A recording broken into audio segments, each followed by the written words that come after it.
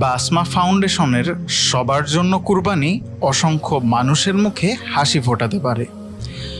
বাংলাদেশে এখনও কোটি কোটি মানুষ চরম দারিদ্রতার সঙ্গে লড়াই করছে।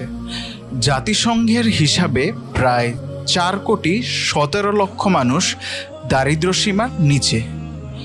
এর মধ্যে 40 লাখেরও বেশি মানুষ বেঁচে আছে ভয়াবহ মানবেতর জীবনযাত্রায়, যাদের কাছে একবেলা আহারও যেন ভাগ্যের ব্যাপার। ঈদুল আজহার দিনও তাদের কাটে নীরব ও আনন্দহীন। ভেবে দেখেছেন কখনো ঈদের দিন যারা শুধু চেয়ে থাকে তাদের মুখে হাসি ফোটাবে কে? বাসমা ফাউন্ডেশন সেই দায়িত্বটুকু নিয়েই এগিয়ে এসেছে। প্রতিষ্ঠা লগ্ন থেকেই আমাদের সবার জন্য কুরবানি প্রকল্পের মাধ্যমে ঈদের দিন দরিদ্র ও অসহায় মানুষের পাতে গোশত পৌঁছে দিতে কাজ করে যাচ্ছে। গত বছর আমাদের কুরবানির মাধ্যমে আমরা 301টি পশু জবাই করে 15,000-এরও বেশি পরিবারকে গোশত পৌঁছে দিয়েছিলাম।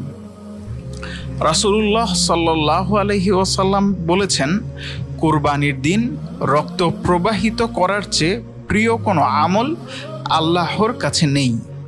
কুরবানিকারী কিয়ামতের দিন জবেহকৃত পশুর লোম, শিং, খুর, পশম ইত্যাদি নিয়ে আল্লাহর কাছে উপস্থিত হবে।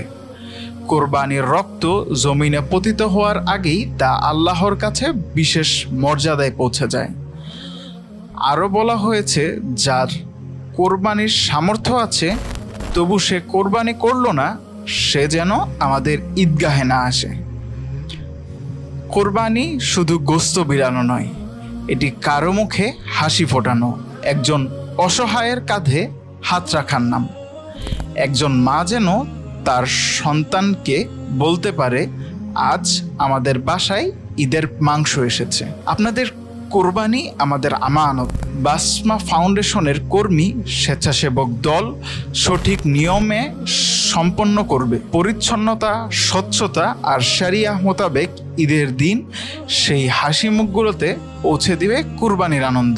চলুন এবার ঈদে আনন্দ ভাগাভাগি করি। আপনার কোরবানি পৌঁছে দেই তাদের ঘরে, তাদের মুখে হাসিতে আর আল্লাহর নৈকট্য অর্জনে। ডোনেট করতে ভিজিট করুন www.basmahbd.org।